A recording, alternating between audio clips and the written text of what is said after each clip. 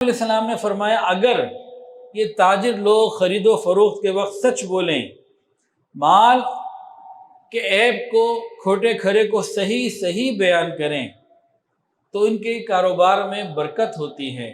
اگر وہ عیب کو چھپا لیں، اگر اس کے اندر کوئی فالٹ ہے، خرابی، اس کو چھپا لیں اور اپنی طرف سے جھوٹی اس کی تعریف کریں، جو چیز اس کے اندر نہیں ہے وہ بیان کریں، تو فرمایا کہ برکت ختم ہو جاتی ہے۔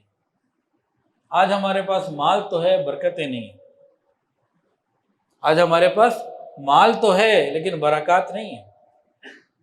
چند دن پہلے ابھی منگل کو میں کراچی سے آیا ہوں، تو کراچی میں ایک صاحب کے پاس بیٹھا ہوا تھا، تو وہ پھر کچھ تفصیلات مجھے بتانے لگے کہ بجلی کے بل اتنے بڑھ گئے اور مہنگائی اتنی ہو گئی، اور پہلے کرایہ تھا میں جب 1974 میں یا 94 میں اتنے کرائے پہ تھا، پھر اتنے کا گھر لیا اور اب تو اتنے کروڑوں میں ہو گیا اور یہ ہو گیا۔ وہ کچھ تفصیلات جیسے ہم سب جانتے ہیں وہ بتائی انہوں نے۔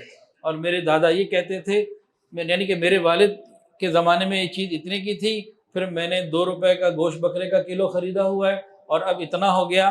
تو یہ ساری باتیں جو روٹین میں ہم سب اپنے یہاں معاشرے میں کر رہے ہوتے ہیں، اس طرح کی باتیں میں نے کہی، انہوں نے کہی، بات چل رہی تھی۔ تو میں نے ان سے 2 باتیں کہیں۔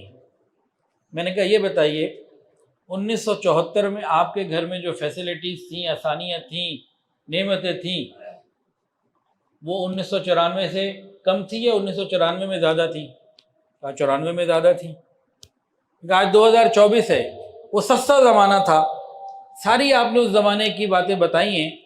آج اس مہنگے زمانے میں 2024 میں آپ کے پاس، آپ کے بچوں کے پاس نعمتیں 1974 اور 94 سے کم ہیں یا زیادہ ہیں؟ کہ ہر چیز زیادہ ہے، ہر نعمت زیادہ ہے، ہر چیز زیادہ ہے، ہر نعمت زیادہ ہے، یہ انہوں نے کہا۔ اب میں یہی بھری ہوئی مسجد میں، اللہ کے گھر میں، یہاں آپ سب سے پوچھتا ہوں، جتنے بھی تاجر یہاں بیٹھے ہیں، جی آپ بتائیے آج سے 25 سال پہلے کی جو نعمتیں تھیں اور آج جو نعمتیں آپ کے پاس ہیں، کون سی زیادہ ہیں؟ 25 سال پہلے زیادہ تھی، آج زیادہ ہے؟ آج بہت زیادہ ہے۔ مجھے یاد ہے انارکلی میں ہماری دکان تھی، جب دادا آئے تھے 1947 میں، تو انارکلی میں دکان لی تھی، آج اس کا نام گفٹ سینٹر ہے، وہاں چچا بیٹھتے ہیں۔ 68164 موبائل ٹیلی فون نمبر تھا، 68164، نیچے دکان تھی اور سامنے بلڈنگ میں اوپر مکان تھا، رہتے تھے۔ ایک فون ہوتا تھا اور ہمارے ہاں دائیں بائیں گھروں سے لوگ آتے تھے، جی فون کرنا ہے، اور پھر ہمیں فون آتا کہ جی فلانے پڑوسی کو بلا دیجئے، تو امی ہمیں بھیجتی، جاؤ بھائی ان کا فون آیا ہے، یا تو کبھی ہولڈ کیا ہوا ہوتا، یا کیا ہوتا کہ وہ آئیں گے تو میں 5 منٹ بعد دوبارہ کال کروں گا، جی کسی کا فون آیا، جی فلانے پڑوسی کو بلا دیں، میں اتنی دیر بعد دوبارہ فون کروں گا۔ یہ ایک ٹائم طے ہوتا تھا کہ بھئی ہمارے گھر میں انہوں نے آنا اتنے بجے اور لوگوں کی کالیں آنی، انہوں نے اٹینڈ کر لینی یا پیغام بھجوا دینا۔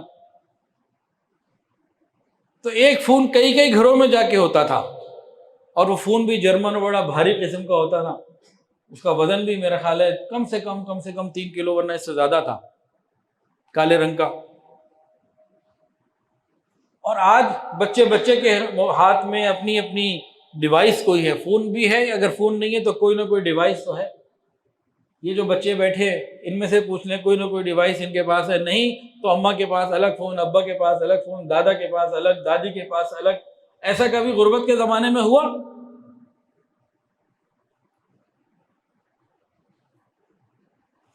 غور کر لیں، اپنی زکوٰۃ کا نصاب چیک کر لیں۔